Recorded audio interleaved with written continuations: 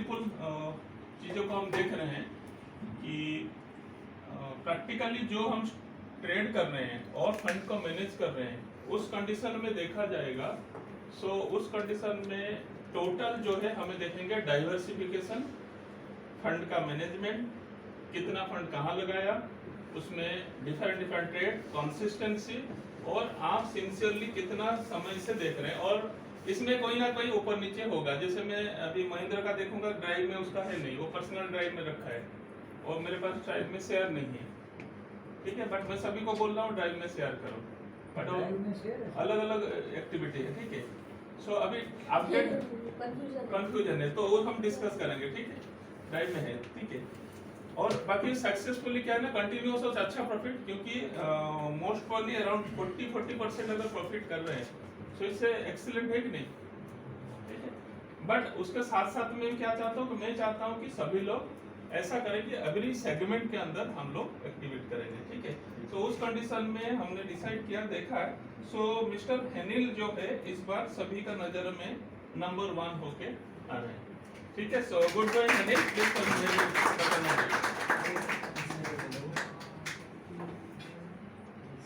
और ये does not mean that कि हनी भी सबसे बढ़िया किया, ऐसा नहीं है। बट ओवरऑल देखो सब कुछ करेंगे, कहीं ना कहीं कुछ चीजें हैं। फिर नेक्स्ट जो फेज होगा, नेक्स्ट फेज को हम लोग फिर कुछ क्राइटेरिया में जैसे सबको पहले ही बता दूंगा। तो यहाँ से नहीं सर, ये इधर से आगे, अब थोड़ा सा आगे, यहाँ से लेने यहाँ से।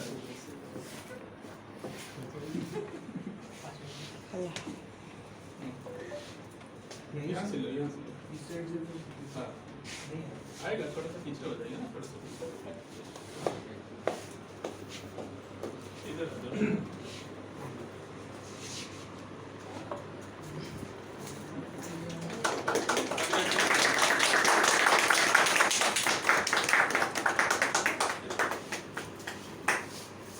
चलो हैंडल चलो यहीं से इसका अगर मिला है तो यहीं से कुछ डिस्कशन बताओ थोड़ा सा, यहीं से बैठ नीचे आपका जो जोश है ना, थोड़ा सा यहाँ से देखना चाहते हैं कि लास्ट वीक से लेके लास्ट 15 दिन का एक्सपीरियंस और ये थोड़ा बताओ। फ्रेंड्स, लास्ट टाइम जब कॉन्टेस्ट हुआ था तब एक बहुत बड़ा मेरे साथ मतलब ट्रेडिंग में डिजास्टर हो गया था, बट समहाउ मैंने मैनेज कर लिया। लेकिन उसमें से जो मुझे सीखने को मिला कि भाई पहले सबसे पहली चीज़ तो ये है कि भाई ट्रेड में मैं कहाँ गलती की, तो उसको पहले सुधारो, कहाँ मैंने गलतियाँ की। तो जो एक वीक जो मुझे मिला वही मैंने देखा। उसके साथ साथ काफ़ी सारी नई नई स्ट्रेटेजीज भी मैं ट्राई करता हूँ साइड में, उसमें भी मैंने थोड़ी बहुत स्ट्रेटेजीज मैंने देखी। फिर मैंने देखा कि भाई रिस्क रिवॉर्ड रेशियो मुझे क्या रखना है, तो वो मैंने डिसाइड किया। और मैंने देखा कि भाई सबसे पहली चीज़ तो ये है कि हम सबकी अलग अलग एक रिस्क टेकिंग कैपेबिलिटी होती है। कोई ज़्यादा रिस्क लेता है तो कोई कम रिस्क लेता है। तो मैंने सोचा कि भाई अगर मैं एक बड़ा लीवरेज लेकर भी मैं काम करता हूँ तो मैं कितने हद तक मैं रिस्क ले सकता हूँ, वो एक मेन चीज़ थी। तो मैंने सोचा कि भाई एक काम करता हूँ कि भाई 0.5% तक मैं झेल सकता हूँ अपना प्रॉफिट टारगेट या तो लॉस जो भी हो।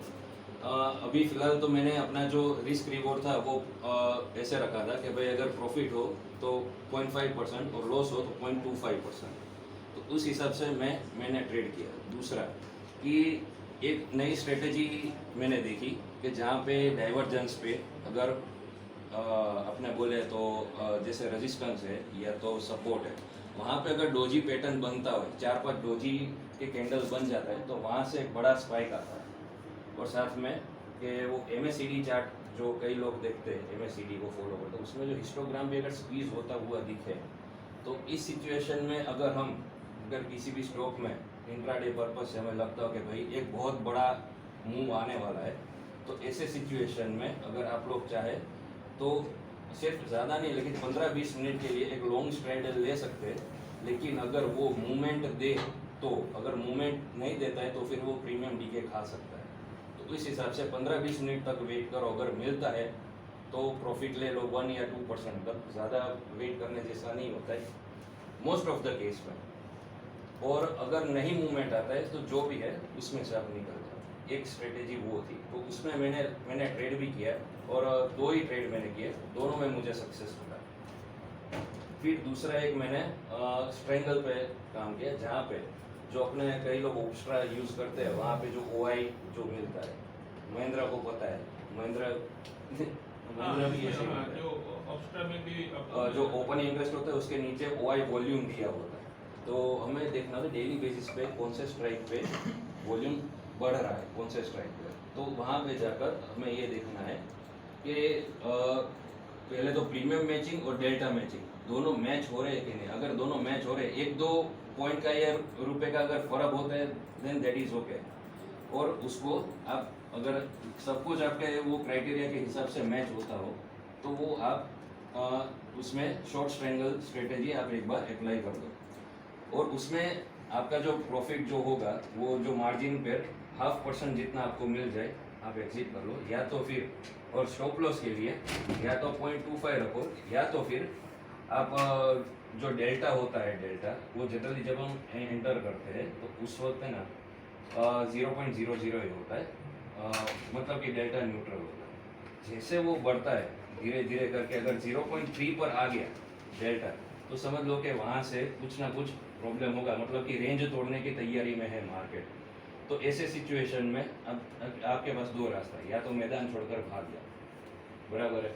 मतलब कि आप लोगों ने अगर देखा हो कोई अगर वो गिर गया, गिर जंगल सफारी, तो उसमें क्या होता है कि एक बार मैं लास्ट ईयर में गया था तो वहाँ पे मैंने गाइड को पूछा कि भाई शेर जब शिकार करने के लिए तैयार होता है तो हमें कैसे पता चले कि भाई शेर तैयार हो रहा है शिकार के लिए।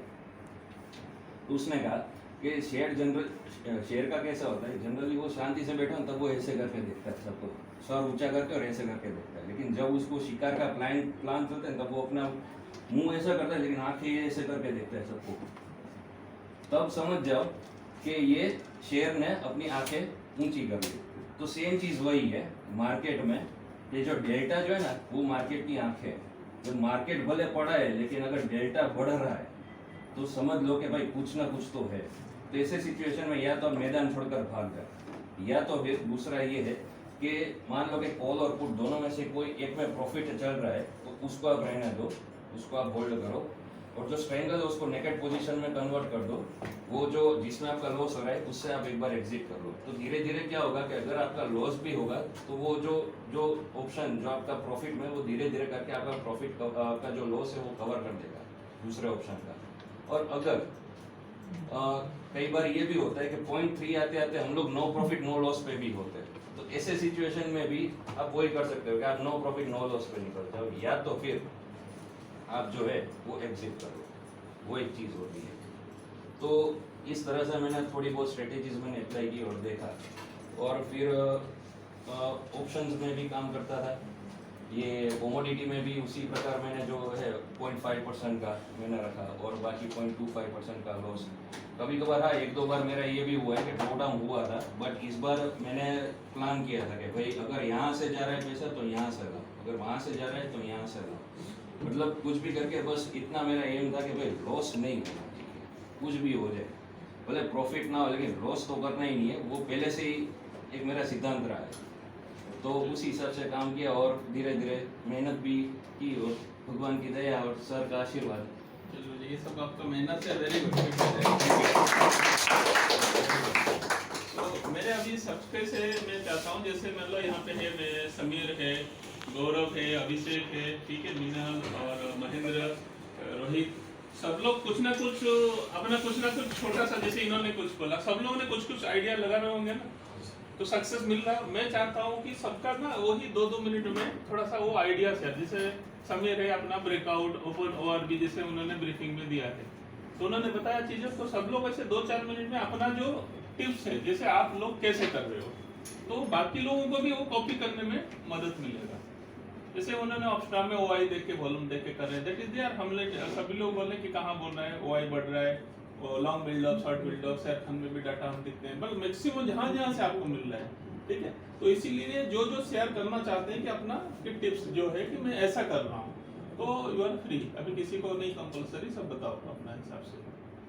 सो समीर ने तो ऑलरेडी बताया कि उन्होंने रेंज ब्रेकआउट में काम कर रहे हैं। और कुछ बोलना है आपको, एनीथिंग वांट टू? आप जैसे आप कर रहे हो जहाँ पे देखो आपने सक्सेस तो मिल रहा है, गलती कहाँ हो रहा है पहले वो बताओ, कहाँ गलती हो रहा है और अभी क्या अभी इम्प्रूव करना चाहिए वो बताओ। गलती सर मैं स्कैल्पिंग में ज़्यादा करता हूँ।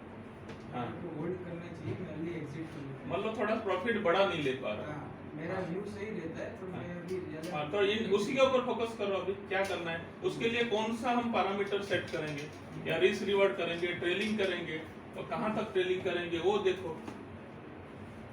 जैसे मैंने अभी बताया 9 EMA का था, उस तरह का आप अपना हिसाब से देखो, क्योंकि ऑलरेडी आप रेंज ब्रेकआउट पे काम कर रहे हो, जोन टू जोन हो रहा है। तो जैसे हमने देखा ये जोन तोड़ा था बहुत दिन के बाद, हम डिस्कस अभी इसके साथ हम काफी डिस्कस किए थे, तो जोन ब्रेक हुआ रहा है, तो जोन के हिसाब से आपको वेट करना चाहिए।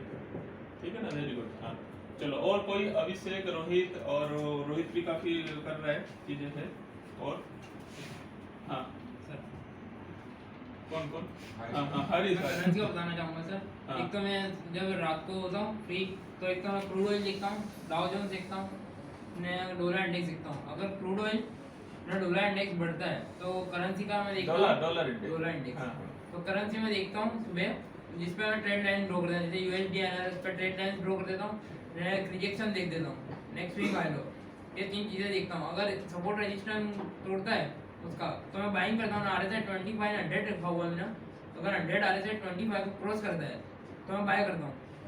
जैसे 100 ने RSI क्रॉस किया 25 को, तो बाइंग नीचे हुआ, तो सर ये जब इसका ट्रेड लाइन का जब सपोर्ट तोड़ता है, जब मैं बाय करता हूँ। क्रूड ऑयल बढ़ता है जब मैं डॉलर इंडेक्स रखता हूँ। ये 2 चीज़ें मैं देखता हूँ। अगर डॉलर इंडेक्स और क्रूड ऑयल घटता है, डॉलर इंडेक्स और क्रूड ऑयल घटता है ना, डाउ जोन्स बढ़ता है, तो नेक्स्ट डे का व्यू मेरा बुलिश होता है। निफ्टी का रुपी ट्रेड देखता हूँ, और बैंक निफ्टी देखता हूँ, बैंकिंग ट्रेड देखता हूँ, ऐसा मैं करता हूँ। चलो ठीक है, मतलब इन्होंने थोड़ा फंडामेंटली जो है ब्रॉड इंडेक्स को, ठीक है ना, जैसे हमने डाउ थ्योरी में बताया कि एवरेज मस्ट जो भी ट्रेड अभी अलग से होगा, इंटरनेशनली उन्होंने सबको कोरिलेट करके एक व्यू बनाने की कोशिश की। देखो व्यू के ऊपर ही मार्केट चल रहा है, तो आपका व्यू बन गया तो उसी ट्रेंड के साथ आप चल पड़ोगे। फिर instrument selection, so it's a good option है ना हरीश, क्योंकि कीप ऑन, और आप धीरे धीरे करते रहोगे। ठीक है ना, चलो हरीश। और कोई, महेंद्र कैसा है बताओ। लास्ट टाइम भी आपने अराउंड 43% था, इस बार भी 44%। हाँ सर, मतलब सेम एक्यूरेसी के साथ चल रहा हाँ। है। लास्ट टाइम भी 82% एक्यूरेसी थी, और हाँ। इस टाइम 84% एक्यूरेसी है। एक्यूरेसी ठीक है, मतलब सेम एक्यूरेसी के साथ चल रहा है, और मेथड भी सेम ही है।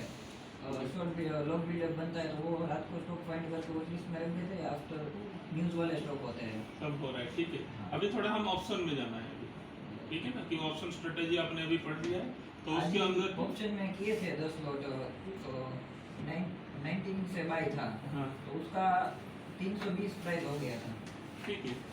तो बट प्लान वही है कि धीरे धीरे आपको वो एक्टिविटी करना चालू करना है। सो कि मल्टीपल सेगमेंट में करना है। जैसे कमोडिटी में कर रहे हैं हम, energy index, Boolean index, metal index, उसमें करेंगे, कॉपर में करेंगे, निकल में, लीड में, जिंक में, एल्युमिनियम, सब में थोड़ा थोड़ा देखेंगे। अभी धीरे धीरे ऐसे ही देखना है, जहाँ पे मिलेगा उसमें करेंगे।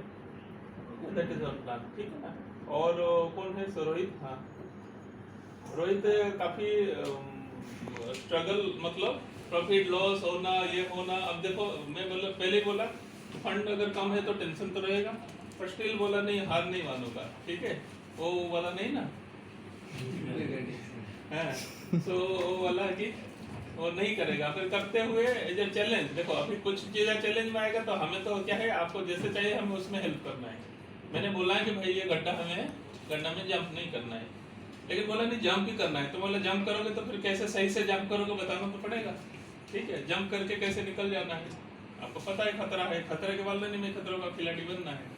तो बनना है तो हम भी रेडी हैं, तो हम भी तो खेल के आए हैं, ऐसा कुछ नहीं है। ठीक है, तो खेलना है तो फिर कैसे खेलना है, फिर वो विल डू दैट वन। और आपको पता है कि मैं खतरे में हूँ, तो इसीलिए मैंने कुछ आगे भी बताया कि फंड प्रॉफिट होता है, सो निकालो। तो अगर ऐसा भी है तो आपको कहीं ना कहीं प्रॉफिट को कहीं एनकेस करना है, क्योंकि आप पता है मुझे खतरे में हूँ, तो आपके लिए फंड तो अभी रखना पड़ेगा। तो मैंने बोला प्रॉफिट आपने 5,000 किया है, उसको निकाल लो, फिर दूसरा जगह इन्वेस्ट करो उसको, या स्टॉक अपना टाटा मोटर, SBI कुछ खरीद कर रख दो। इनकेस कभी आने में चलो आपको देगा, आपको या उसको प्लेस करके उसको थोड़ा मार्जिन मिल जाएगा आपको। ठीक है ना। हाँ बताओ रोहित। मैंने तो ज़्यादा कुछ नहीं किया था। मैं जैसे पहले क्या था, मुझे हमेशा लॉस भरा होता था, हाँ। प्रॉफिट होता नहीं। हाँ। कि सर मुझे प्रॉफिट इसलिए नहीं होता क्योंकि मैं हमेशा बड़ा प्रॉफिट था मारने का।